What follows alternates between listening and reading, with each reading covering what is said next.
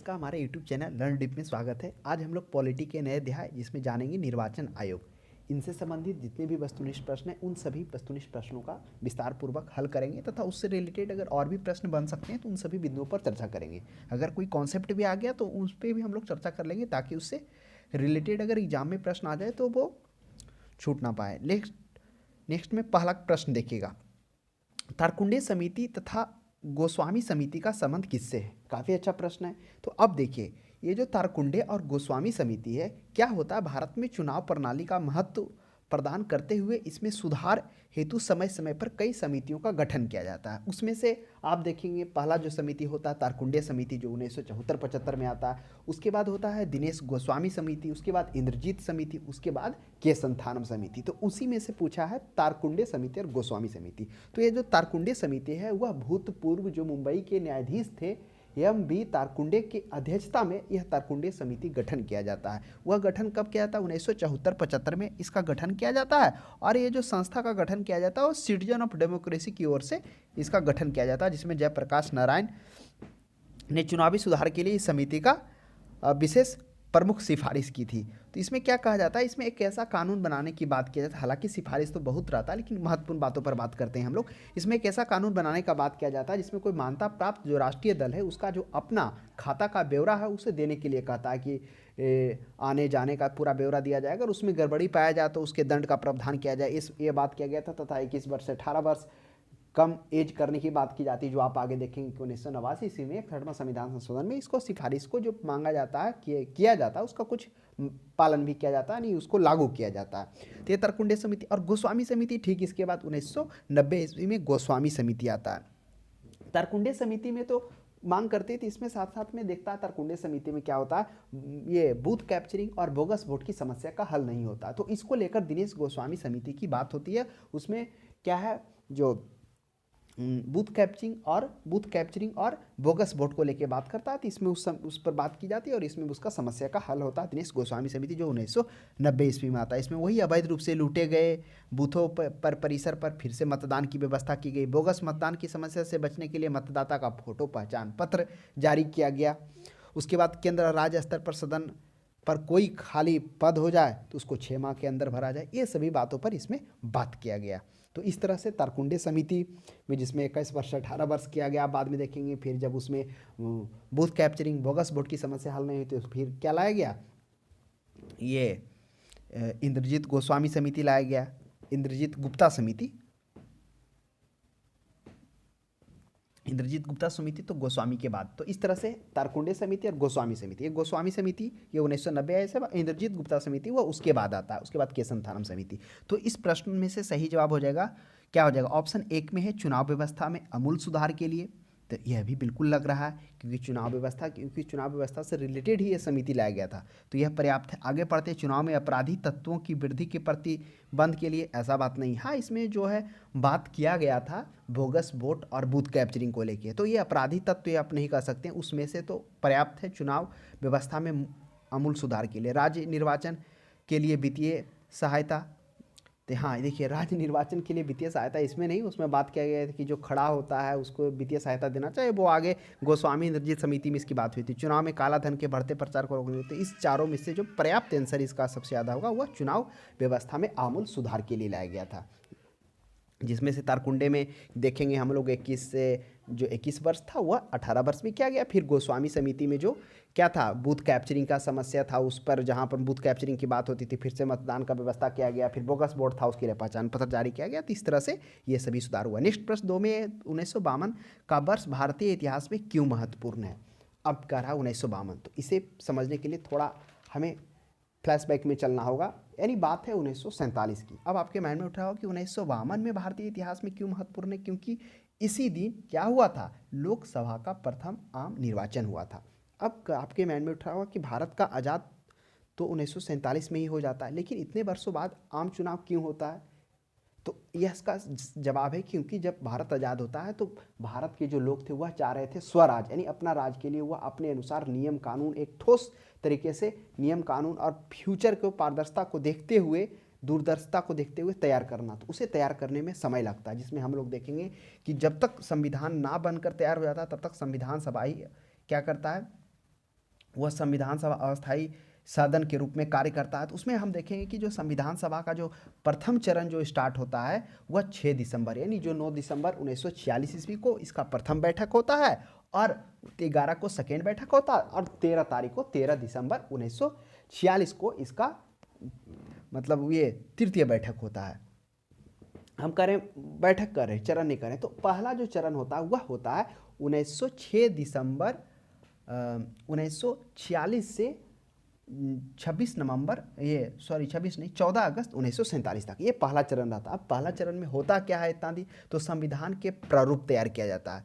प्रारूप तैयार किया जाता है जिसमें आप देखेंगे प्रारूप समिति के अध्यक्ष डॉक्टर भीमराव अम्बेडकर होते हैं और 6 और अन्य सदस्य होते हैं। टोटल अध्यक्ष मिलाकर 7 होते हैं, और इस पर क्या होता है, प्रारूप समिति तैयार किया जाता है। हालांकि प्रस्तावना उद्देश्य प्रस्ताव जो 13 दिसंबर 1947 का जो तृतीय बैठक होता है उसमें जवाहरलाल नेहरू के द्वारा उद्देश्य प्रस्ताव को पास करवा लिया जाता है, और वही उद्देश्य प्रस्ताव बाद में प्रस्तावना के रूप में जाना जाता है। तो ये प्रथम चरण 6 दिसंबर 1946 से 15 अगस्त 1947 तक रहा। फिर द्वितीय चरण 15 अगस्त 1947 से स्टार्ट होता है और 26 नवंबर 1949 ईस्वी को होता है। इस चरण में क्या होता है, इस चरण में पूरे साल में यह जो प्रारूप जो समिति होता है, प्रारूप का जो होता है उसका पर वाचन किया जाता है। यानी वाचन भी जरूरी था ताकि क्या हो जाए, कोई भी लोग छूट ना पाए, ताकि कुछ कमी ना रह जाए, क्योंकि एक ऐसा सशक्त तैयार करना था संविधान जिससे क्या हो, दिक्कत ना हो, क्योंकि ऑलरेडी भारत 200 वर्षों का गुलामी झेल चुका था। तो इसलिए समय लगा, कठोर तैयार हुआ, हर एक देश का संविधान पढ़ गया, सभी को अपनाया गया, इसलिए ना मिश्रित संविधान बोला जाता है भारत का सबसे बड़ा संविधान है। तो समय लगा तो उस पर वाचन होता है। और तृतीय चरण 26 नवंबर 1949 से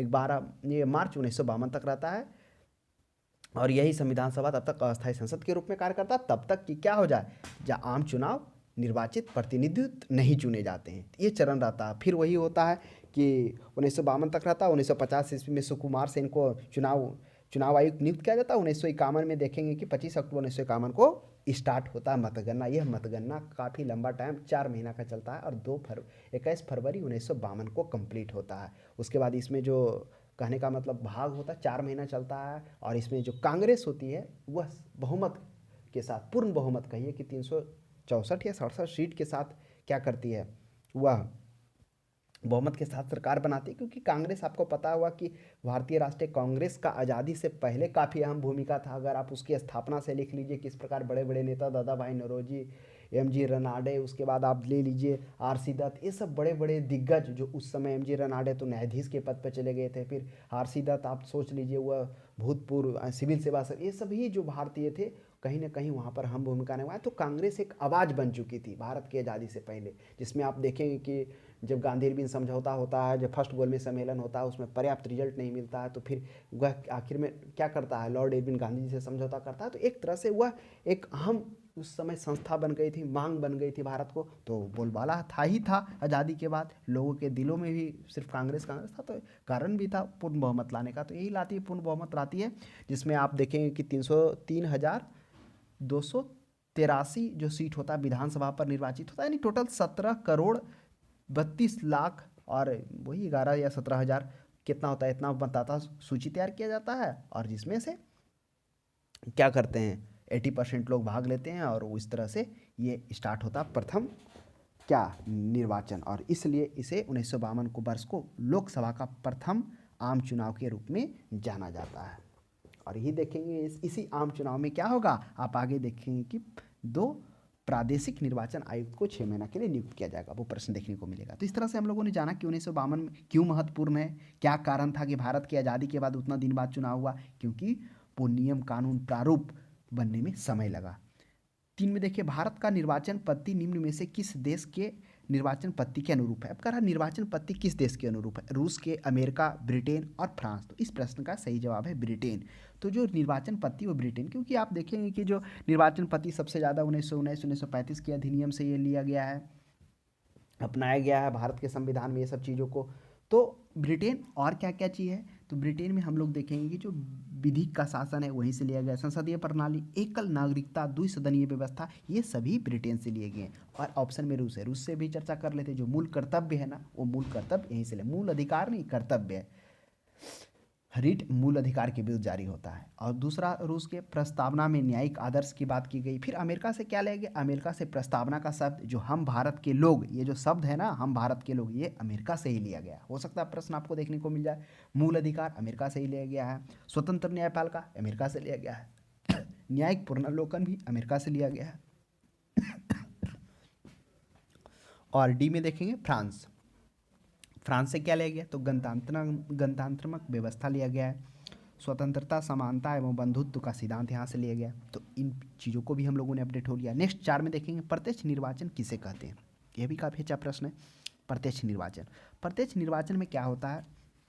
प्रत्यक्ष निर्वाचन में जिसमें मतदाता अपने उम्मीदवार या प्रतिनिधित्व का प्रत्यक्ष रूप से वोट डालकर चुनने का अवसर प्राप्त होता है। तो जनता द्वारा प्रतिनिधि जो चुना जाता है वही प्रत्यक्ष निर्वाचन होता है, जिसमें जनता प्रत्यक्ष रूप से स्वयं उपस्थित होकर वोटिंग करती है। नेक्स्ट देखिएगा, रिटर्निंग अधिकारी कौन होता है। अब ये रिटर्निंग अधिकारी कौन है, इसे हम लोग जानेंगे। देखिए, रिटर्निंग अधिकारी, ऑप्शन पढ़ लेते हैं। वह अधिकारी जो भूमि को दिए जाने के अस्वीकृति प्रार्थना पत्र को वापस करता है। दूसरा में है वह अधिकारी जिसे अपने मूल विभाग में वापस भेजा जाता है। वह अधिकारी जो राज्य विधानसभा सचिवालय का प्रधान होता है। और डी में है कि वह अधिकारी जो किसी निर्वाचन क्षेत्र में चुनाव के लिए उत्तरदायी होता और परिणाम की घोषणा करता है। तो रिटर्निंग अधिकारी वह ऑप्शन नंबर डी होता है, वह अधिकारी जो निर्वाचन क्षेत्र में चुनाव के लिए उत्तरदायी होता है और परिणाम की घोषणा करता है। तो ये रिटर्निंग अधिकारी कौन होता है? तो ये जो रिटर्निंग अधिकारी है यह मुख्य निर्वाचन आयुक्त के द्वारा ही राष्ट्रपति के सहयोग से इसे चुना जाता है। तो इसके बारे में हम लोग जानते हैं। भारत का जो चुनाव आयोग है राज्य सरकार, केंद्र शासित प्रदेश के परामर्श के प्रत्येक विधानसभा के जो संसदीय निर्वाचन क्षेत्रों के लिए और संसदीय निर्वाचन क्षेत्र और स्थानीय प्राधिकरण का एक अधिकारी को रिटर्निंग अधिकारी के रूप में नामित किया जाता है। यानी कहने का मतलब जो भी है राज्य सरकार या केंद्र शासित प्रदेश प्रशासन के परामर्श से एक विधानसभा या संसदीय निर्वाचन क्षेत्र के लिए सरकार या स्थानीय प्राधिकरण के अधिकारी को एक रिटर्निंग अधिकारी मान लिया, मतलब उसको नियुक्ति नामित किया जाता है। यह अधिकारी संबंधित संसदीय या विधानसभा जो भी संसदीय क्षेत्र में नियुक्त किया गया या फिर विधानसभा क्षेत्र में जो भी जहाँ भी किया गया क्षेत्र में चुनाव कराने के लिए जिम्मेवार होता है। रिटर्निंग ऑफिसर मतदान गणना प्रक्रिया, जो मतदान होता है और गणना प्रक्रिया का संचालन कराने के लिए, संचालन करने और मत पत्र की वैधता तय करने के लिए वैधानिक प्राधिकरण प्राप्त है और इसे चुनाव आयोग के पास भी रद्द करने का अधिकार नहीं है। तो ये ध्यान रखिएगा इनकी शक्ति को। आप देखें कौन सा समिति में हो, गोस्वामी समिति है ना, गोस्वामी समिति के बाद इंद्रजीत समिति में, उसमें देखेंगे कि इस पर ख़त्म करने की इसकी पावर को बात किया गया था। किसका? रिटर्निंग ऑफिसर का। नेक्स्ट प्रश्न देखिएगा भारत में 6 में,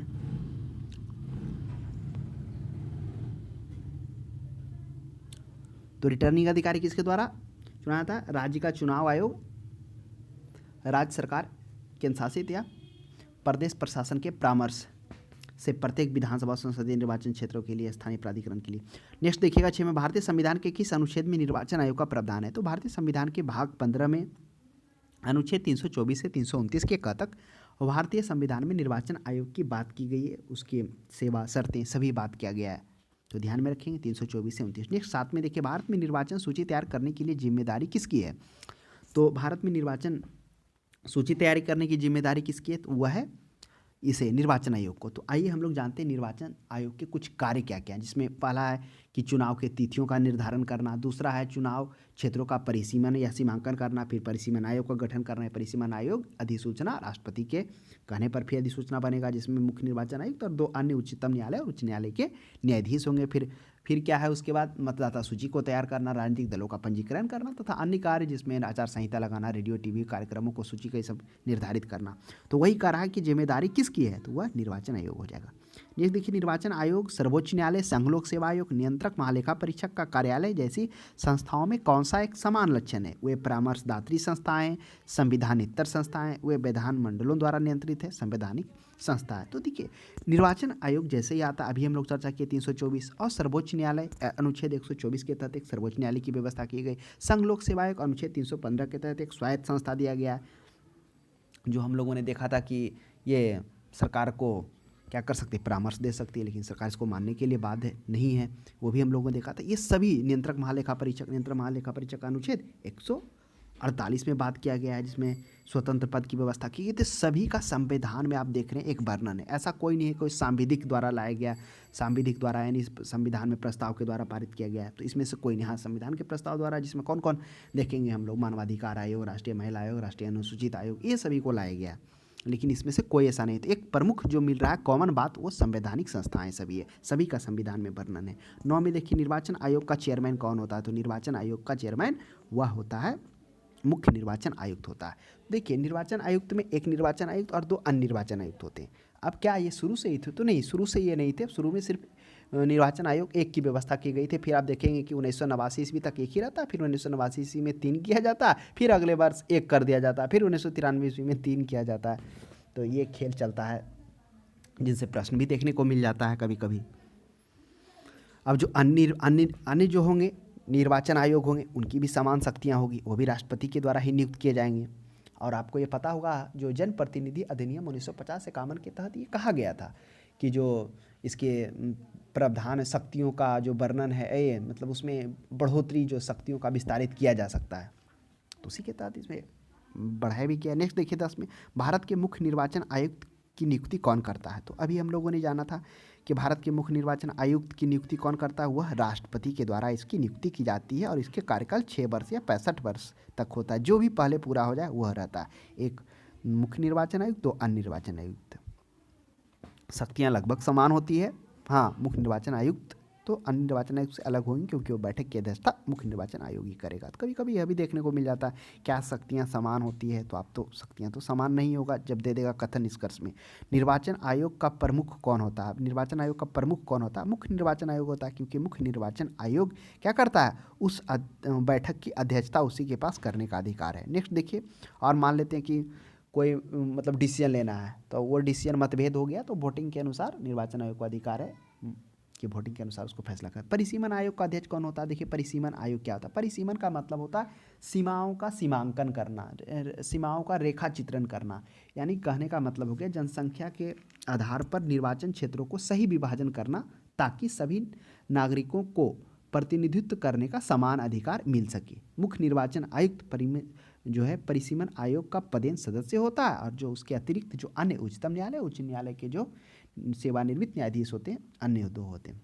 तो ये होता है परिसीमन आयोग जो होता है, यह अधिसूचना किसके जारी करने पर गठन किया जाता है, वो राष्ट्रपति के द्वारा। हो सकता है ये भी देखने को मिला परिसीमन आयोग का गठन किसके अधिसूचना से किया जाता है, उसमें ऑप्शन में दे देगा मुख्य निर्वाचन आयुक्त राष्ट्रपति, तो हमेशा ध्यान रखिएगा राष्ट्रपति। और ये परिसीमन आयोग का गठन कब किया जाता है, ये गठन तभी किया जाता है जब क्या हो, यानी लोकसभा ये चुनाव आने वाला हो, तभी किया जाता है। यानी ये मेन रूप से परिसीमन आयोग को गठन करने का है कि जनसंख्या के आधार पर है, यानी जब जब जनगणना होगा तो जनगणना के अनुसार किया जाएगा, जिसमें 1952 में 1961 में इस तरह से 3 से 4 बार हुआ है। नेक्स्ट देखिएगा 13 में हम लोग देखेंगे संसद द्वारा मुख्य निर्वाचन आयुक्त एवं अन्य निर्वाचन आयुक्त की सेवा शर्तें से संबंधित अधिनियम कब लाया गया। तो देखिए जो है अभी हम लोगों ने क्या देखा था कि मुख्य निर्वाचन आयुक्त सेवा शर्तें से संबंधित, क्योंकि पहले तो एक था 1989 तक, फिर हम लोगों ने देखा कि 1989 तक एक रहता है, लेकिन उसके बाद क्या किया था, 2 और किया जाता है, लेकिन फिर अगला वर्ष उसे हटा दिया जाता और फिर 1993 ईस्वी में 2 अन्य लाया जाता। तो हम कह सकते हैं उसके आधार पर कि जो अन्य जो आए तो वह 1993 ईस्वी में अन्य को लाया गया, तो उनके 1 साल बाद आप मार सकते हैं 1994 सही है। नेक्स्ट देखिएगा 14 में संविधान लागू होने के बाद राष्ट्रपति ने पहली बार कब 2 व्यक्तियों को मुख्य निर्वाचन आयुक्त की सहायता के लिए निर्वाचन आयुक्त के पद पर नियुक्त किया था। काफ़ी अच्छा प्रश्न है, कब क्या था। ये ऑप्शन में है 86 है, 87 है, 88 है और 1989 है। तो इस प्रश्न का सही जवाब 1989 होगा। कैसे होगा, हम लोगों ने अभी देखा था कि क्या होता है, 1989 तक चुनाव आयोग एकल सदस्यीय संस्था थी, लेकिन 1984 में इस संस्था में 3 सदस्य बना दिया गया, यानी 2 सदस्य को और ला दिया गया। लेकिन फिर अगले वर्ष 1990 ईस्वी में पुनः 1 सदस्यीय संस्था बना दिया जाता है, लेकिन फिर कुछ वर्षों बाद 1993 ईस्वी में इसे क्या किया जाता है, 3 सदस्यीय बना दिया जाता है। तो उसके बाद फिर आप ये भी आपको प्रश्न देखने को मिल गया ऊपर कि मुख्य निर्वाचन आयुक्त तो अन्य निर्वाचन आयुक्त की सेवा शर्तें से संबंधित अधिनियम, तो वही उस समय उसको क्या कर दिया गया, लागू कर दिया गया। फिर 1994 इसी में नियम कानून सेवा शर्तें ला दिया गया, तो वह हो जाएगा 89, क्योंकि पहली बार तो 89 में ही आए थे। हाँ, उस साल रहे, अगला साल फिर से खत्म हो गया। तो अगर 93 होता तब हम लोग सोचते कि पर्याप्त आंसर क्या होना चाहिए, लेकिन ऐसा नहीं करेगा कि 89 और 93 दोनों नहीं डालेगा।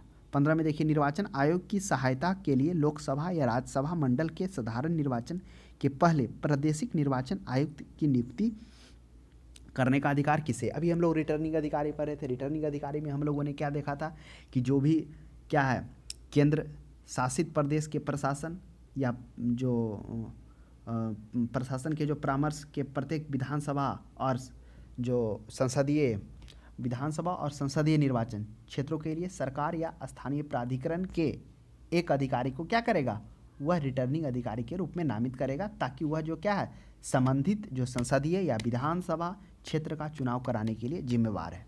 तो ये बात आपको हमेशा ध्यान रखना है। और जो उसके द्वारा जो जो मतदान होता है, ऑफिसर जो रिटर्निंग ऑफिसर मतदान मतगणना प्रक्रिया का संचालन करने और मत पत्र की वैधता तय करने के उसके पास अधिकार है। उसको सर्वोच्च न्यायालय ये मुख्य निर्वाचन आयुक्त भी नहीं कर सकता।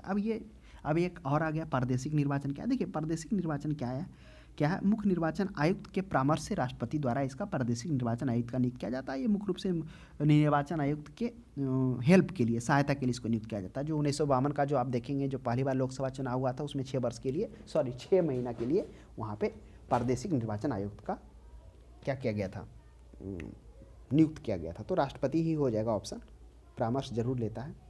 नेक्स्ट देखिए 16 में हम लोग देखते हैं, निम्नलिखित में कौन मतदाता सूची के अद्यतन बनाकर तैयार करता है। देखिए, अद्यतन ये हिंदी वर्ड है, तो अद्यतन का मतलब ही होता है अपडेट, इंग्लिश, यानी अपडेट ज़्यादा आप समझते होंगे ताज़ा या चालू। तो कौन करता है मतदाता सूची, तो अभी हम लोगों ने देखा वह निर्वाचन आयोग का कार्य। निर्वाचन आयोग के कार्य में हम लोगों ने क्या देखा था, कि मतदाता सूची को तैयार करना था, और क्या कार्य था, और उसके बाद ये राजनीतिक दलों को मान्यता देना, क्षेत्रीय और राज्य स्तरीय। उसके बाद चुनाव क्षेत्रों का परिसीमन करना, चुनाव तिथियों का निर्धारण करना, मतदाता सूची को तैयार करना, तो ये सभी है। तो वही करा, मतदाता सूची को अपडेट कराकर जब भी लोकसभा चुनाव होता है, हर एक बार परिसीमन आयोग तैयार किया जाता है, मतदाता सूची भी तैयार होता है। मतदाता सूची के तैयार होने पर वो सूचियों को बनाकर फिर से वो डालता है, यानी वो इसलिए डाला जाता है ताकि जो अगले जिनका भी वर्ष वयस्क हो गए हैं उनका मताधिकार से छूट ना पाए अधिकार से। तो हो जाएगा निर्वाचन आयोग। नेक्स्ट 17 में देखिएगा, भारत के विभिन्न राजनीतिक दलों को राष्ट्रीय या क्षेत्रीय दल का दर्जा देने का अधिकार किसके पास है। वह देखिए, वह है चुनाव आयोग के पास। हम लोगों ने देखा कि पहला जो है उसके पास कुछ कार्य हैं, अधिकार भी हैं। कार्य क्या क्या, चुनाव की तिथियों का निर्धारण करना, दूसरा चुनाव क्षेत्र का परिसीमन करना, तीसरा क्या था, मतदाता सूचियों को तैयार करना, उसके बाद राजनीतिक दलों का पंजीकरण करना, जिसमें क्या था, उसमें राष्ट्रीय पार्टी को एक विशेष चुनाव चिन्ह आवंटित करना जिससे वह पूरे भारत में प्रयोग कर सके। यानी निर्वाचन आयोग द्वारा जो पंजीकृत दल को चुनाव में उसके प्रदर्शन को देखते हुए कुछ शर्तों के आधार पर राष्ट्रीय अथवा राज्य स्तरीय दल के रूप में मानता है। ऐसे आम भाषा में लोग कहते हैं कि जिस पार्टी का 4 या 4 से अत्यधिक राज्य में सरकार है तो उसे राष्ट्रीय दल का मान्यता मिल जाता है, और उससे कम रहता है जो क्षेत्रीय दल कहलाते हैं, यानी कि राज्य स्तरीय दल। बहुत सारे, जैसे अभी आप देखेंगे कि जेडीयू का, तो जेडीयू राष्ट्रीय दल नहीं है। नेक्स्ट देखिए 18 में, निर्वाचन आयोग निम्न में से किन निर्वाचन के अधीन निर्वाचन आयोग निम्न में से किन निर्वाचनों के लिए अधीक्षण, निर्देशन, नियंत्रण। अधीक्षण का अर्थ होता है अधीनस्थ कर्मचारियों के काम को देखना, इसी को अधीक्षण कहते हैं। ये हिंदी वर्ड है। तो अधीनस्थ कर्मचारी यानी नीचे वाले कर्मचारी जो हैं उसके कामों को देखना है। यह जो अधिकार है निर्वाचन आयोग को किन निर्वाचनों के लिए, तो राष्ट्रपति के चुनाव के लिए, उपराष्ट्रपति के लिए, लोकसभा, ये सभी चुनाव के लिए उसका अधिकार है कि वो क्या कर सके, अधीक्षण कर सके, निर्देशन कर सके और नियंत्रण का कार्य कर सके। नेक्स्ट 19 में देखिएगा, भारत के निर्वाचन आयोग के कार्य क्या है। अब भारत के निर्वाचन आयोग के कार्य में अभी हम लोगों ने देखा था कि चुनाव तिथियों का निर्धारण करना, चुनाव क्षेत्रों का परिसीमन या सीमांकन करना, उसके बाद मतदाता सूची तैयार करना, राजनीतिक दलों का पंजीकरण करना, अन्य कार्य में जिसमें हम लोग आचार संहिता। तो उसमें से ऑप्शन में क्या लिखा हुआ है, संसद राज्य विधानमंडल के सभी चुनाव कराना। बिल्कुल सही बात है। यह भारत की निर्वाचन आयोग का कार्य है कि संसद और राज्य के जितने भी विधानमंडल में कौन आ गए, विधानसभा भी आ गए और विधान परिषद भी आ गए, तो विधान परिषद तो सब जगह नहीं है, 6 ही राज्य में है। उसके बाद है राष्ट्रपति उपराष्ट्रपति के चुनाव में, बिल्कुल सही बात है, राष्ट्रपति और उपराष्ट्रपति के चुनाव में निर्वाचन आयोग ही कराएगा। किसी राज्य में स्वतंत्र एवं निष्पक्ष चुनाव के लिए अनुकूल दशा ना होने पर राष्ट्रपति शासन लगाने की किए जाने की बात की संतुष्टि, ये अधिकार इसको नहीं है कि अनुकूल दशा नहीं है। अनुकूल दशा नहीं होगा तो वह वहाँ का निर्वाचन जो है वह शून्य कर सकता है या फिर उसको फिर से परिसीमन कर सकता है, वो उसको अधिकार है। लेकिन राष्ट्रपति शासन लगाने का, संतुष्टि करने का उसके पास अधिकार नहीं है। 3-4 में पढ़िए, 4 में कह रहा है कि निर्वाचन सूची तैयार करने के कार्य का निरीक्षण, निर्देशन एवं नियंत्रण। तो निर्वाचन सूची तैयार करने के लिए बिल्कुल है निरीक्षण और निर्देशन और नियंत्रण, निरीक्षण कर सकता है। तो ऑप्शन नंबर सी गलत है। 1, 2, 4 देखिए ऑप्शन किस में है, 1, 2, 4 ऑप्शन बी में है, सही हो जाएगा। उपचुनाव कराया जाता है, यह भी काफ़ी अच्छा प्रश्न है। देखिए उपचुनाव, मध्य चुनाव, ये आपके सुनते रहते होंगे कि क्या होता है, लेकिन शायद आपको पता नहीं हुआ, तो आज वो हम लोग जानेंगे कि उपचुनाव क्या होता है। देखिए उपचुनाव जो होता है ऑप्शन में है 2 वर्ष, 3 वर्ष, 5 वर्ष और कभी नहीं। उपचुनाव के लिए कोई भी समय सीमा निर्धारण नहीं हो सकता, वो कभी भी हो सकता है। तो किन परिस्थिति में उपचुनाव हो सकता है? जब कोई जनप्रतिनिधि अर्थात संसदीय विधायक किसी के द्वारा कार्यकाल पूरा होने से पहले अपने पद से इस्तीफा दे दें, या मृत्यु हो जाए, या पार्टी से बर्खास्त कर दिया जाए, या चुनाव आयोग द्वारा अयोग्य घोषित कर दिया जाए, या फिर त्रुटिपूर्ण माने हुए निर्वाचन को शून्य घोषित कर दिया जाए, तो इन परिस्थिति में उपचुनाव कराया जा सकता है। हाँ, ये शर्त है कि जब लोकसभा 6 महीना पहले बचा हुआ हो, यानी जब लोकसभा का कार्यकाल 6 महीना पूरा होने वाला हो, तो उस परिस्थिति में नहीं हो सकता। लेकिन उससे पहले तो ऑप्शन में है, इस चारों में से कभी भी कराया जा सकता है। तो आशा करते हैं आपको समझ में आ गया होगा उपचुनाव क्या होता है। तो उपचुनाव वही विशेष परिस्थिति में किसी के मरने पर, इस्तीफा देने पर, मृत्यु हो जाने पर, कार्यकाल पूरा होने से पहले इस्तीफा दे देने पर, बर्खास्त किए जाने पर, उस कंडीशन में उपचुनाव वहाँ होता है। अब मध्यावधि चुनाव कब कराया जाता है? अब देखिए, अब मध्यावधि आ गया। अब इसको ऑप्शन को पढ़ते हैं क्या है मध्यावधि चुनाव में। कह रहा है समय के पूर्ण होने से पहले जब लोकसभा भंग हो जाए। तो चलिए फिर है, जब कोई निश्चित सदस्य अपना पद त्याग देता है, मतदान के समय जब कोई अंतर ना हो, जब कभी मंत्रीगण किसी पार्टी से अपना त्यागपत्र देते हो। देखिए मध्यावधि जो चुनाव होता है ना, वो जो सभी ऑप्शन है ना एक दूसरे से कॉन्सेप्ट है, नहीं उसमें उसका योगदान है ही है, लेकिन सबसे सर्वोच्च आंसर आपको चुनना है।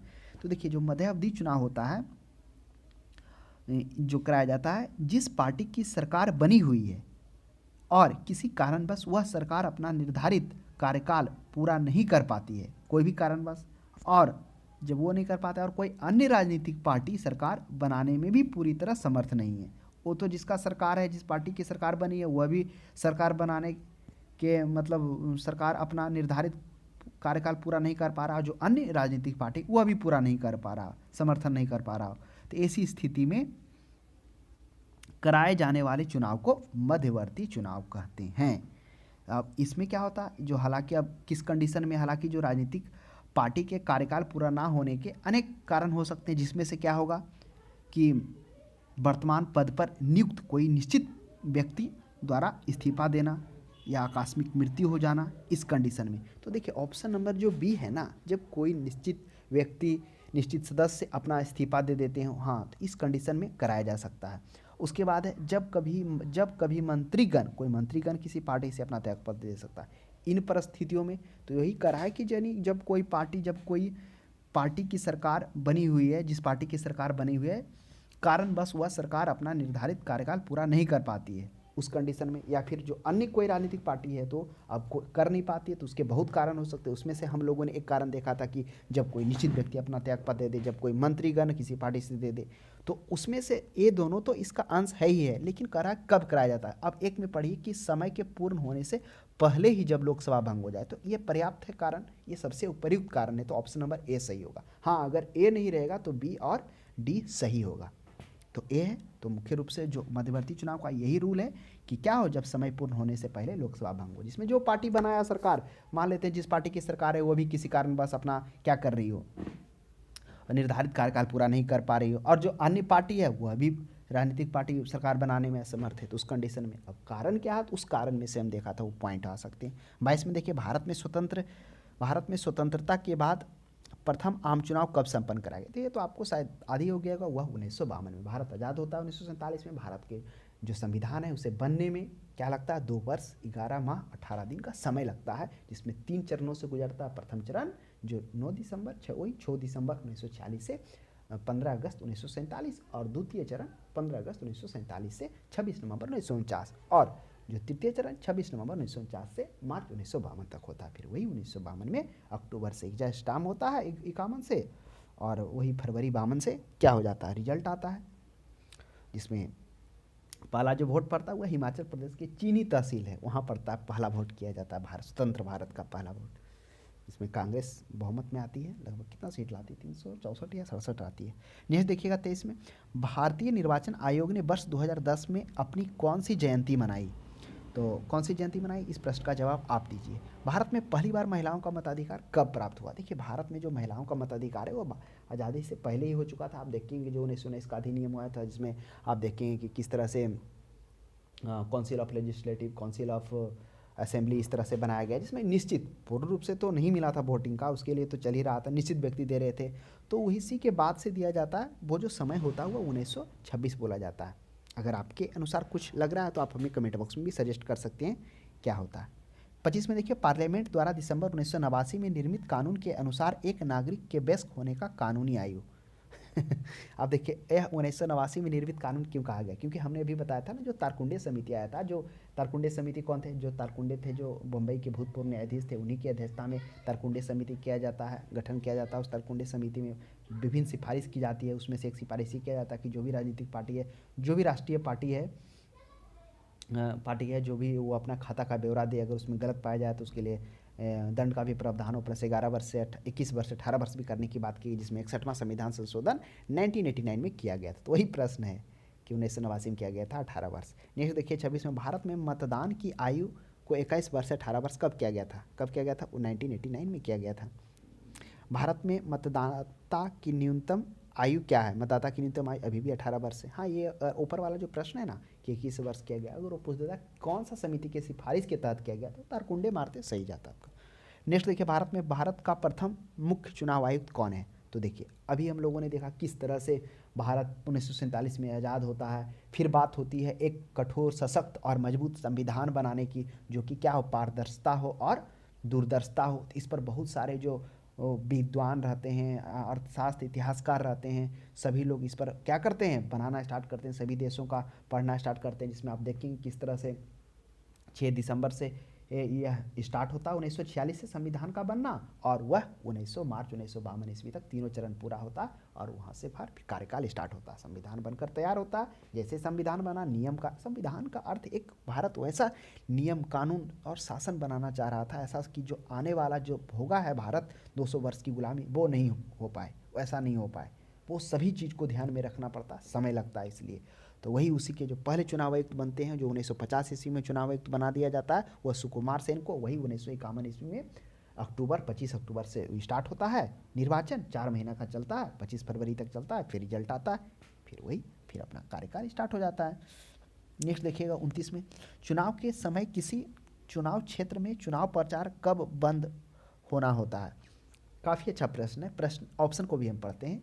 मतदान प्रारंभ होने से 24 घंटा पहले, मतदान समाप्त होने से 24 घंटा पहले, मतदान प्रारंभ होने से 48 घंटा पहले, मतदान समाप्त होने से। आम भाषा में तो जितने लोग हम लोग जानते हैं, या जितने लोग जानते हैं कि मतदान स्टार्ट होने से 24 घंटा पहले, हाँ वो बोलने में सही है, लेकिन अगर एग्ज़ाम में आ जाए, जो संविधान में जो लिखा हुआ है, क्या है जो इसका रूल है, उसमें लिखा हो मतदान समाप्त होने से 48 घंटा पहले, यानी कि जो जिस दिन मतदान होगा तो स्वाभाविक सी बात है उस दिन को कोई नहीं, बोलने में सब लय में बोल देते हैं 24 घंटा पहले, आचार संहिता मतलब लग गया, आप कोई भी चुनाव प्रचार पैसा वैसा नहीं बांट सकते, इस प्रकार से नहीं कर सकते हैं। तो ये हो जाता है चुनाव प्रचार में, चुनाव प्रचार के लिए कब बंद हो जाता है चुनाव प्रचार, 48 घंटा समाप्त होने से पहले। तो आपके माइंड में उठ रहा होगा कि मतदान प्रारंभ होने से 24 घंटा पहले क्यों नहीं बोल सकते, आप बोल सकते हैं, लेकिन जब यहाँ पर समाप्त होने से पहले लिखा हुआ है तो यह पर्याप्त होगा, समाप्त होने से। ध्यान रहिएगा, ऐसा नहीं कि प्रश्न एग्जाम में आ जाए तो 24 घंटा लगा के चलाइए, तो गलत हो जाएगा।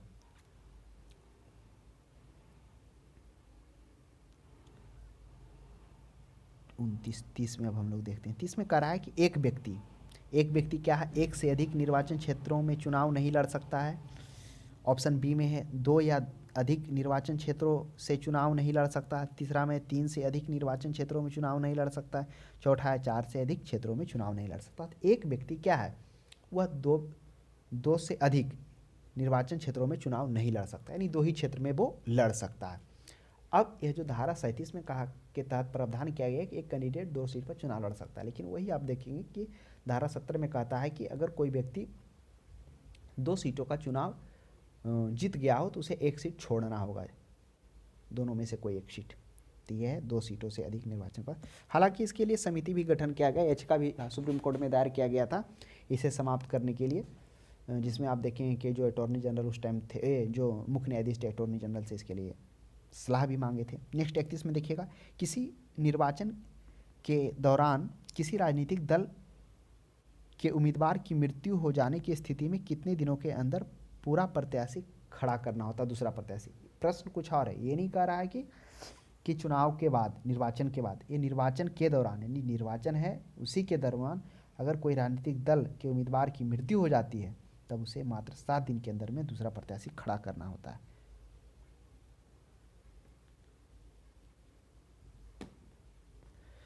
नेक्स्ट प्रश्न देखिएगा 31 में, 32 में है, निम्नलिखित 2 वक्तव्य पर विचार करना। कथन 1 में है, कह रहा है कि मुख्य निर्वाचन आयुक्त को संवैधानिक प्रस्तावों के बिना नहीं हटाया जा सकता है, और बी में है, मुख्य चुनाव आयुक्त एक संवैधानिक व्यक्ति है। तो समझिए क्या होगा इसका। मुख्य चुनाव आयुक्त एक संवैधानिक प्रस्तावों के बिना नहीं हटाया जा सकता। क्यों? क्योंकि जो निर्वाचन आयोग का है वह अनुच्छेद में उसका वर्णन है, अनुच्छेद 224 में। ये एक संवैधानिक संस्था है और उस संविधान में इसके बारे में कहा गया है, तो बिल्कुल सही बात है, संवैधानिक प्रस्तावों के बिना इसे नहीं हटाया जा सकता है। और दूसरा, मुख्य चुनाव आयुक्त अन्य एक संवैधानिक व्यक्ति है, बिल्कुल सही बात है। जो मुख्य चुनाव आयुक्त है, जब उसका संविधान में वर्णन किया गया, जो उस पद पर आएगा वह भी संवैधानिक होगा। तो ए और आर दोनों सही है, और आर ए का सही व्याख्या भी करता है। नेक्स्ट देखिए 33 में, मुख्य निर्वाचन आयुक्त को प्रतिमाह कितना वेतन मिलता है। तो मुख्य निर्वाचन आयुक्त को प्रतिमाह कितना वेतन मिलता है, वह 2,50,000 मिलता है, जो सुप्रीम कोर्ट के न्यायाधीशों को मिलता है। वो मुख्य न्यायाधीश को तो ज़्यादा मिलता है, 2,80,000 होता है, लेकिन यहाँ पर करा है मुख्य निर्वाचन आयुक्त का प्रतिमाह वेतन 2,50,000। नेक्स्ट पर देखिएगा, अन्य निर्वाचन आयुक्त का प्रतिमाह का वेतन। तो ध्यान में रखिएगा, जो मुख्य निर्वाचन आयुक्त का वेतन है 2,50,000 है, लेकिन अन्य निर्वाचन आयुक्त का 2,25,000 है। इन चीज़ों को ध्यान में रखिएगा। नेक्स्ट है 25 में, मुख्य निर्वाचन आयुक्त की पदावधि। जो मुख्य निर्वाचन आयुक्त थे उनकी पदावधि कितना है, 6 वर्ष, 6 वर्ष या 65 वर्ष, जो भी पहले हो जाए ये है। और जो अन्य हैं उनका 6 वर्ष जरूर है, लेकिन वो 62 वर्षीय है। तो हो सकता है आपको अगर प्रश्न जानना चाह रहा हो कि आपको जानकारी है या नहीं, तो गलती करवा सकता है आपसे। नेक्स्ट 36 में देखिए, अन्य निर्वाचन आयुक्त की पदावधि कितनी है। तो 6 वर्ष या 62 वर्ष है, ये ध्यान रखिएगा। ऐसा नहीं 65 वर्ष मार दीजिएगा, जनरली तो ज़्यादा 65 ही होता है, इसलिए ध्यान में भी लोगों को ज़्यादा ये रह जाता है। 37 में देखिए, अन्य निर्वाचन आयुक्त अपना त्यागपत्र देते हैं। अब कह रहा है, देखिए इन चीज़ों को ध्यान देना, जो निर्वाचन आयुक्त है उसकी संवैधानिक वर्णन है, संविधान में उसके बारे में विशेष चर्चा की गई है। हाँ, वो जन प्रतिनिधि अधिनियम 1950-51 में हम लोगों ने देखा कि इसके प्रावधानों को क्या किया जा सकता है, शक्तियों को विस्तारित किया जा सकता है, जिसके तहत फिर अन्य 1989 ईस्वी में 2 अन्य निर्वाचन आयुक्त भी आए। तो उसमें है जो अपना त्यागपत्र वो राष्ट्रपति को ही दे सकता है, राष्ट्रपति उसको नहीं हटा सकता है। ये बात आपको ध्यान में रखना होगा। तो अपना त्यागपत्र राष्ट्रपति को देंगे। अगर यह भी प्रश्न पूछा जाए कि अन्य निर्वाचन आयुक्त हैं, क्या राष्ट्रपति उसे हटा सकते हैं, तो बिल्कुल नहीं। नेक्स्ट प्रश्न देखिएगा 38 में, चुनाव आयोग के निम्नलिखित कार्यों पर विचार करना है। पहला है, स्वतंत्र एवं निष्पक्ष चुनाव को अधीक्षण, निर्देशन और संचालन।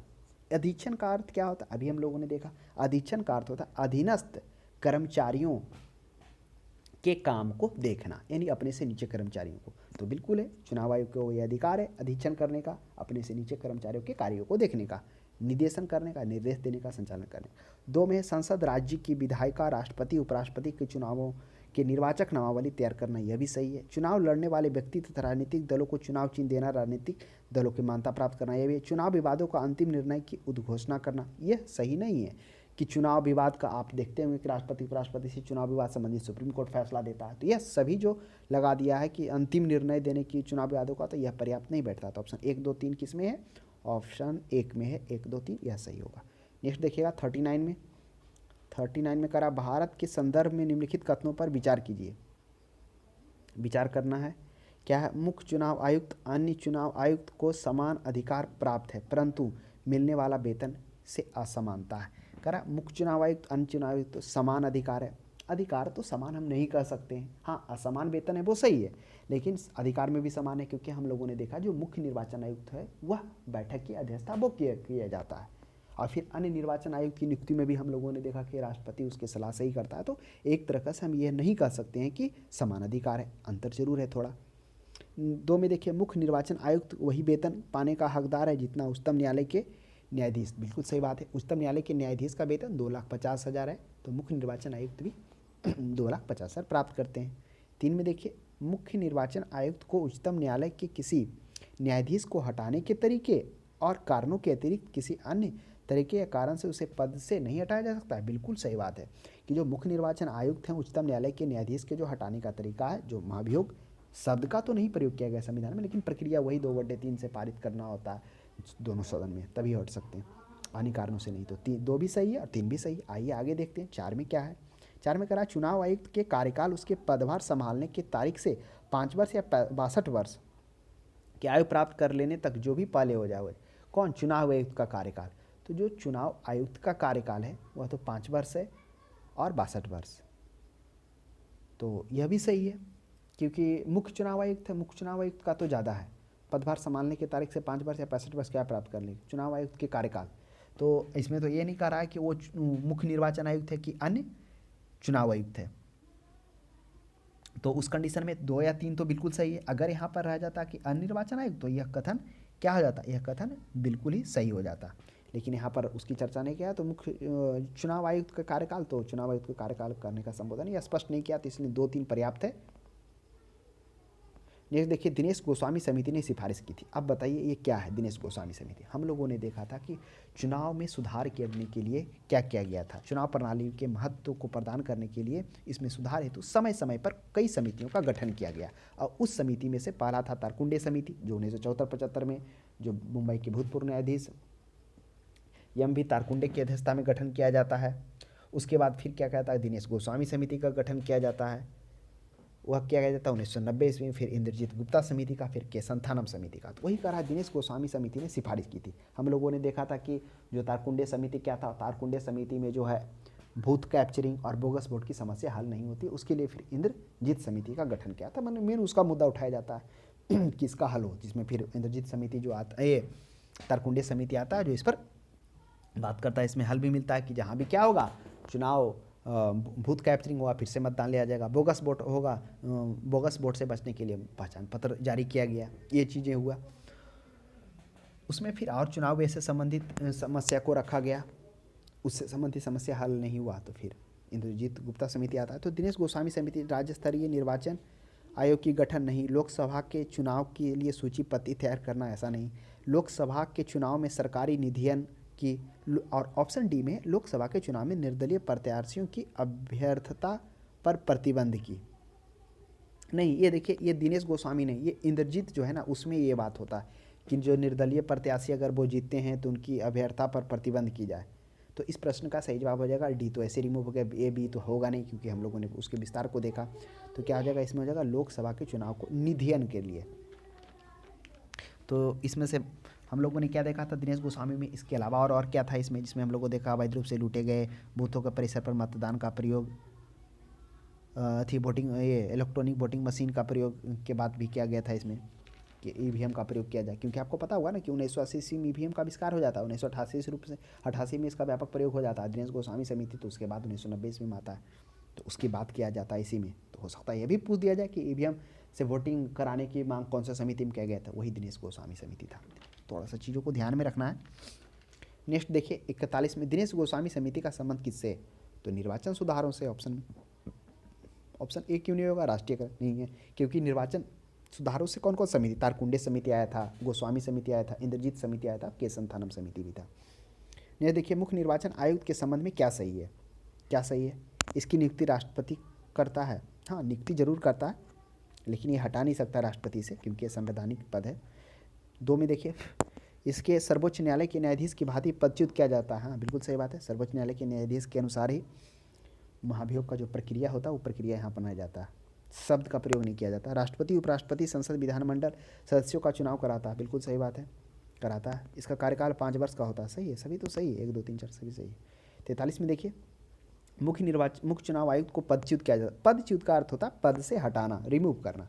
तो मुख्य चुनाव आयुक्त को पदच्युत क्या किसके द्वारा किया जा सकता है? राष्ट्रपति द्वारा किया नहीं जा सकता, मुख्य न्यायाधीश द्वारा किया नहीं जा सकता है, वही वो सदन के दोनों सदनों के 2/3 बहुमत से प्रमाणित कदाचार के आधार पर किया जा सकता है। यह देखिए 44 में, निम्न में से किसका संबंध चुनाव आयोग से नहीं है? अब कह रहा है किसका संबंध चुनाव आयोग से नहीं है।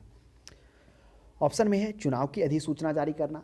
अधिसूचना कहने का मतलब होता है, देखिए ये जान लीजिए, अधिसूचना का इंग्लिश नोटिफिकेशन होता है, यानी कोई आवश्यक सूचना आना, है ना, उसी को बोलते हैं अधिसूचना। तो अधिसूचना जारी करना चुनाव का बिल्कुल है, उसके अधिकार चुनाव आयोग के संबंध में। चुनाव चिन्ह का बंटवारा करना, यह भी चुनाव की वैधता का निपटारा करना, चलिए इसको रहने दीजिए। चुनाव शांतिपूर्ण ढंग से संपन्न करवाना, तो यह भी इसके लिए एक चीज़ होता है कि चुनाव जो हो वह शांतिपूर्ण ढंग से हो। तो क्या हो जाएगा? 44 का सी हो जाएगा कि चुनाव की वैधता का निपटारा करना इसका हाल इसका नहीं है कार्य। नेक्स्ट 45 में देखिएगा, क्योंकि आप देख रहे हो ना, राष्ट्रपति उपराष्ट्रपति के चुनाव संबंधी अगर समस्या कोई आता तो सुप्रीम कोर्ट में जाता है, तो आप ये नहीं कह सकते हैं कि उसका निपटारा सिर्फ वो कर रहेगा निर्वाचन आयोग। 45 में देखिए, भारत के निर्वाचन आयोग निम्नलिखित में से कौन से कृत हैं? कृत का मतलब क्या हो गया? अधिकार है, कार्य, अधिकार ही समझिए, कौन से कृत हैं? लोकसभा के अध्यक्ष, उपाध्यक्ष, राज्यसभा के सभापति पदों के निर्वाचन करना। देखिए अब लोकसभा का अध्यक्ष का निर्वाचन क्या राष्ट्रपति करता? नहीं। हमने देखा कि जैसे ही लोकसभा का गठन होता है, यानी जब जो भी प्रतिनिधि चुन के आते हैं, तो लोकसभा के सदस्यों में से क्या करते हैं, अपने में से किसी एक सदस्य को अध्यक्ष पद के लिए चुनते हैं और उसी में से एक उपाध्यक्ष को चुनते हैं। ठीक, राज्यसभा भी होता है। तो पहला तो ऐसे ही गलत हो गया, निर्वाचन आयोग का इसमें कोई भूमिका नहीं। दूसरा, नगर पालिका और नगर निगम के लिए निर्वाचन आयोग, बिल्कुल गलत बात है कि आपको पता होगा जो निर्वाचन आयोग भारत का है वो क्या करता है, वह क्या करेगा, संसद के लिए निर्वाचन की व्यवस्था करेगा तथा विधानमंडल के लिए, विधानमंडल में विधानसभा और विधान परिषद दोनों आ गए। लेकिन नगर पंचायत, नगर पालिका, नगर निगम के निर्वाचन के लिए राज्य निर्वाचन आयोग की व्यवस्था किया गया। इसलिए दो भी नहीं होगा। निर्वाचन से उत्पन्न सभी संदेहों या विवादों का निर्णय के लिए, ऐसा नहीं है कि सभी संदेह या निर्णय, देख रहे हैं कि जब राष्ट्रपति उपराष्ट्रपति में जो संदेह या विवेक हो रहा है वो जा रहा है, कहाँ जा रहा है? सर्वोच्च न्यायालय जा रहा है। तो 3 भी पर्याप्त नहीं है, तो इनमें से कोई नहीं हो जाएगा, ऑप्शन नंबर डी हो जाएगा। नेक्स्ट देखिए 46 में देखते हैं। 46, भारत के विभिन्न निर्वाचनों के लिए निम्नलिखित में से कौन सी निर्वाचन प्रणाली स्वीकृति की गई है? कौन सी की गई स्वीकृति? वयस्क मताधिकार के आधार पर प्रत्यक्ष निर्वाचन प्रणाली की गई स्वीकृति। वयस्क मताधिकार जो अभी 18 वर्ष है। एकल संक्रमणीय मत के अनुसार अनुपातिक प्रतिनिधित्व प्रणाली, बिल्कुल सही बात है। हम लोग देखा जाए उपराष्ट्रपति का जो चुनाव होता है एकल संक्रमणीय सिंगल ट्रांसफेरेबल वोट होता है, यानी आप पहले ए को प्रीफरेंस दे रहे हैं, फिर बी को दे रहे हैं। इस पे तो हम क्लास भी लिए, वो जाके देख सकते हैं आप प्ले लिस्ट में। अनुपातिक प्रतिनिधित्व सूची ये भी है सी में। अप्रत्यक्ष निर्वाचन के संचयी मत प्रणाली ये नहीं है, 4 नंबर नहीं होगा, 1 2 3 ही होगा, सी नंबर हो जाएगा। सिर्फ प्रणाली स्वीकृति की गई है निर्वाचन आयोग द्वारा। नेक्स्ट 47 में देखिए, निम्नलिखित में से कौन सा आयोग भारत के संविधान के एक अनुच्छेद के अंतर्गत सुस्पष्ट उपबंध के पालन में गठित हुआ? कौन सा हुआ? संविधान के अनुच्छेद में। तो मानवाधिकार आयोग, आप तो जानते होंगे कि व्यक्ति को मनुष्य होने के नाते जो अधिकार मिला, यह भी एक सांविधिक निकाय है, यानी संविधान में प्रस्ताव को पास करके लाया गया, 1993 में शायद लाया गया ये मानवाधिकार आयोग। क्या हम सही हैं? एक बार आप देख लीजिएगा। उसके बाद बात की जाए ये केंद्रीय सतर्कता आयोग। केंद्रीय सतर्कता आयोग CBC भी ये भ्रष्टाचार को रोकने के लिए लाया गया था। ये 1964 में केंद्र सरकार द्वारा पारित किया जाता है, ये संथानम समिति के द्वारा। फिर इसको संसद से संबंधित प्रस्ताव से संबंधित शायद 2002 में दर्जा मिलता है। तो ये तीनों नहीं है, लेकिन जो संविधान के अनुच्छेद के अंतर्गत सुस्पष्ट है वो निर्वाचन आयोग का है, इन लोग का नहीं है। नेक्स्ट 48 में देखिए, नीचे दिए गए वक्तव्य दिए गए, कथन 1 और कथन आर पढ़ना। कथन ए में क्या है? संसद तथा राज्य विधानमंडलों के स्वतंत्र तथा निष्पक्ष चुनाव कराने की शक्तियां एक स्वतंत्र इकाई निर्वाचन आयोग को दी गई है। बिल्कुल सही बात है कि संसद और राज्य विधानमंडलों के स्वतंत्र और निष्पक्ष कराने की शक्तियां किसको दिया गया? निर्वाचन आयोग को दिया गया। सही है। आर में कहा निर्वाचन आयुक्तों को पद से हटाने का अधिकार कार्यपालिका के पास है। देखिए ए तो सही है, लेकिन आर जो है सही नहीं है। निर्वाचन आयुक्त को पद से हटाने का कार्यपालिका क्या होता है, हमने इसकी चर्चा की थी पहले भी, तो थोड़ा सा कार्यपालिका को हम लोग समझ लेते हैं। कार्यपालिका का अर्थ ही होता है कि व्यक्तियों के उस समूह को कहते हैं जो क्या कर सके, कायदे कानून को संगठन में रोजाना लागू करते हैं, वही होता है कार्यपालिका का अर्थ, वही होता है। यानी कि सरकार का वह अंग होता है जो नियम कायदों को लागू करता है और प्रशासन का काम करता है, कार्यपालिका कहलाता है। यानी कार्यपालिका में कहने का मतलब हम नियम कानून लागू करता है। अब ऐसा नहीं कि सिर्फ राष्ट्रपति और प्रधानमंत्री हो जाएगा, ये भी हम लोगों ने कहा कि प्रशासन का भी काम करता है, तो वे सभी सिविल सर्विसेज भी आ जाते हैं। राष्ट्रपति, प्रधानमंत्री या मंत्री ही नहीं, बल्कि इसके अंदर पूरा प्रशासनिक ढांचा भी आ जाता है।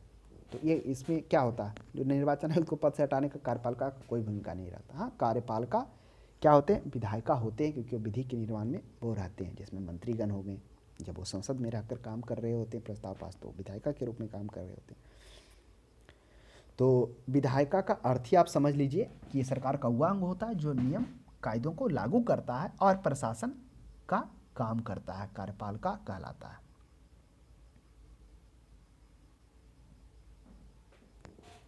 नेक्स्ट है प्रश्न, तो उसमें देख लिए 48 में। 49 में देखते हैं, निम्नलिखित में से कौन सा काम निर्वाचन आयोग का नहीं है, कौन सा काम निर्वाचन आयोग का नहीं है, बताइए। चिन्ह को आवंटन करना, निर्वाचन तारीखें तय करना, चुनाव की निष्पक्षता बनाए रखना, चुनाव के लिए उम्मीदवारों का चयन करना। तो निर्वाचन आयोग का कार्य नहीं। चिन्ह को आवंटन करना बिल्कुल कार्य है, निर्वाचन तारीखों को तय करना यह भी उसके अधिकार है, चुनाव को निष्पक्षता बनाए रखना यह भी करे, चुनाव के उम्मीदवारों का चयन करना ये उसका काम नहीं, ये पार्टी का काम है। तो ऑप्शन नंबर डी गलत हो जाएगा। और क्या है चुनाव आयोग का अन्य काम, जिसमें हम लोग देखा का चुनाव आयोग जो है चुनाव क्षेत्रों का परिसीमन करने का अधिकार है, फिर राजनीतिक दलों का पंजीकरण करने का अधिकार है, फिर और भी अन्य कार्य में जिसमें वो आचार संहिता लगा सकता है, फिर टीवी रेडियो कार्यक्रमों में जो सूची कार्यक्रम करने का आधारित करने का उसका समय सीमा तय कर सकता है। 50 में देखिए, मुख्य निर्वाचन आयुक्त की नियुक्ति तथा उसको पदच्युत मैंने पद से हटा करने का अधिकार किसके पास है, तो नियुक्ति करने का अधिकार तो राष्ट्रपति के पास है, निर्वाचन आयुक्त की नियुक्ति, और उसे पदच्युत करने का अधिकार किसके पास है, तो देखिए पदच्युत करने का तो अधिकार किसके पास है, वो है संसद के पास है। यानी वही प्रक्रिया का हटा दिया था, लेकिन हटाने के बाद जो हटाने का है वो लास्ट में राष्ट्रपति के द्वारा ही होता है, इसलिए ये दिया हुआ है, राष्ट्रपति ही दिया हुआ है। लेकिन अगर डायरेक्ट पदच्युत आ जाएगा तो राष्ट्रपति को नहीं अधिकार है, जब वो साबित हो जाए कदाचार जो उन पे लगा है तब उसके बाद राष्ट्रपति उन्हें हटाएंगे। निर्वाचन आयुक्त की सेवा शर्तें तथा कार्यकाल निश्चित करता है। निर्वाचन आयोग की कौन करता है, देखिए आप देखेंगे कौन सा, ये जो ये ऑप्शन में संविधान, संसद, राष्ट्रपति, सरकार, तो इसका सही जवाब हो जाएगा अनुच्छेद 324 से 329 में सेवा शर्तें कार्यकाल तो ही निश्चित किया गया ना भाग 15 में। तो जब संविधान ऑप्शन में है तो संविधान मारिए, सही जवाब हो जाएगा कार्यकाल निश्चित। हाँ, वो अलग बात था कि जो अन्य दोष आए थे उसमें क्या किया गया था, जो उनसे संबंधित जो सेवा शर्तें थे उसको जो निर्धारित वो संसद के द्वारा उस समय किया गया था, लेकिन जो किया गया था उनके द्वारा सेवा शर्तें निर्धारित, तो वो जनप्रतिनिधि अधिनियम 1950-51 के तहत उसमें शक्तियों को बात किया गया था, क्या चीज करने का, विस्तारित करने की बात की गई थी उस आधार पर। नेक्स्ट देखिए 52 में, निम्नलिखित में से क्या भारत के निर्वाचन आयोग के कार्यों और शक्तियों का अधीन नहीं है, क्या नहीं है निर्वाचन आयोग के कार्यों में शक्तियों का अधीन। पहला है कि निर्वाचक नामावली की तैयारी की अधीक्षण का अर्थ अभी हम लोगों ने बताया कि अधीनस्थ कार्यों को, अधीनस्थ जो है कर्मचारियों के कार्यों को देखना, निर्देशन नियंत्रण बिल्कुल है काम।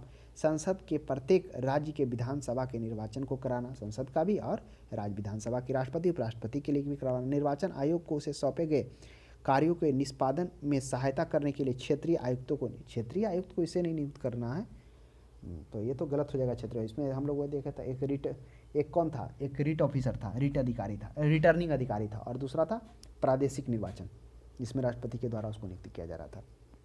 प्रादेशिक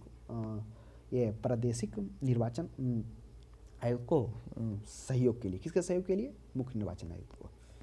तो option number A B C सही है और गलत कौन है, डी गलत है। 53 में देखिए, भारत में निर्वाचनों का अधीक्षण का अर्थ क्या हमने बताया, अधीक्षण का अर्थ होता है अधीनस्थ कर्मचारियों के कार्यों को देखना। तो अधीक्षण करने का, निर्देश करने का, नियंत्रण करने का अधिकार किसको है? ऑप्शन में देखिए, भारत का सर्वोच्च न्यायालय, भारत की संसद, भारत का निर्वाचन आयोग और मुख्य निर्वाचन आयोग। देखिए, अगर भारत का निर्वाचन आयोग दे दिया है तो मुख्य निर्वाचन आयुक्त भी दिया हुआ है, तो इस प्रश्न का जवाब ये हो जाएगा, क्योंकि ये जानना चाह रहा है, तो ये समझिए प्रेजेंस ऑफ माइंड आपका देखना चाह रहा है। अगर ये नहीं होता तो मुख्य निर्वाचन आयुक्त होगा, अधीक्षण का कार्य, लेकिन भारत का निर्वाचन आयुक्त है तो पर्याप्त ये लग रहा है ना। अब निर्वाचन आयोग कहाँ का निर्वाचन आयोग? सभी का, देश का है अलग अलग, इसलिए सी होगा। एनडीए में पूछा हुआ है ये प्रश्न। 1954 में देखिए, ईवीएम का प्रयोग भारतीय चुनावों में कब प्रारंभ किया गया? देखिए, ईवीएम का अगर इसके खोज की बात की जाए तो 1980 ईस्वी में ही भारत में ईवीएम का खोज होता है। एच बी हनीफ के द्वारा तैयार किया जाता है और 1988 से इसका व्यापक रूप से प्रयोग भी होने लगता है। लेकिन कह रहा भारतीय चुनावों में कब से? वह 1998 इसलिए क्योंकि 1998 में पहली बार क्या होता है कि 16 विधानसभा सीटों पर इसे चुनाव किया जाता है ना, जिसमें राजस्थान का 6 है, फिर एमपी का 5 है, फिर और एमपी और मध्य प्रदेश का है। तो इस तरह से 16 विधानसभा सीट पर 1998 से व्यापक रूप से करवाया जाता है। सबसे पहले इसका केरल में 1982 में इसका वोटिंग करवाया जाता है इसे ईवीएम से। और आपको ये मालूम होना चाहिए कि जो नामीबिया है प्रथम अफ्रीकी देश है जहाँ पर राष्ट्रपति और संसदीय चुनावों को भारत में निर्मित ईवीएम के द्वारा कराया गया था। यह भी हो सकता है प्रश्न देखने को मिल जाए। जो ईवीएम होता है इलेक्ट्रॉनिक वोटिंग मशीन होता है। इसमें क्या है कि 64 प्रत्याशी से अधिक मतलब उम्मीदवार होने पर 64 प्रत्याशी हैं, तब उसमें क्या हो सकता है, जो वोटिंग अधिकतम हो सकता है 3840 वोट हो सकता है। 64 प्रत्याशी तक उतना वोटिंग उसमें किया जा सकता है ईवीएम में। इसे संचालन करने के लिए एक पेंसिल बैटरी होता है 6 वोल्ट का, उसके ऊपर होता है। इसलिए ईवीएम पर्याप्त इसलिए है कि सब जगह वंचित क्षेत्र, दूर दराज का इलाका में पहुंच सकता है जहां इलेक्ट्रिसिटी नहीं है, क्योंकि इसे चलने के लिए मात्र एक 6 वोल्ट का बैटरी होता है, उसकी आवश्यकता पड़ती है, जो कॉमन चीज़ है। तो अब तो हर एक चुनाव में भी, चाहे वो पंचायत चुनाव देख लीजिए, चाहे लोकसभा चुनाव ले लीजिए, अब तो सभी में क्या किया जाता है, उपयोग किया जाता है ईवीएम का। नेक्स्ट 55 में देखिए, परिसीमन आयोग, डिलिमिनेशन कमीशन के संदर्भ में कथनों पर विचार करिए। परिसीमन आयोग के आदेशों को किसी न्यायालय में चुनौती नहीं दी सकती है परिसीमन आयोग को। बिल्कुल सही बात है, क्योंकि परिसीमन आयोग का जो गठन है वो तो राष्ट्रपति के द्वारा अधिसूचना जारी करने पर किया जाता है, जिसमें आप पदेन सदस्य के रूप में मुख्य निर्वाचन आयुक्त और अन्य सुप्रीम कोर्ट के निर्वाचित न्यायाधीश होते हैं, निर्वाचित नहीं कहिए, सेवानिवृत्त न्यायाधीश, और उच्च न्यायालय के सेवानिवृत्त न्यायाधीश होते हैं, उनके द्वारा परिसीमन आयोग। तो ये तो नहीं जा, बिल्कुल सही। परिसीमन आयोग के आदेश जब लोकसभा अथवा राज्य विधानसभा के सम्मुख रखे जाते हैं तो उन आदेशों में कोई संशोधन नहीं किया जा सकता है, बिल्कुल नहीं किया जा सकता है 55। तो यह सही है कि अगर परिसीमन आयोग का कोई आदेश है लोकसभा राज्यसभा में रखा जाए तो उसके अधिकार में संशोधन नहीं किया जाएगा। तो ऑप्शन नंबर सी हो जाएगा, 1 और 2 हो जाएगा।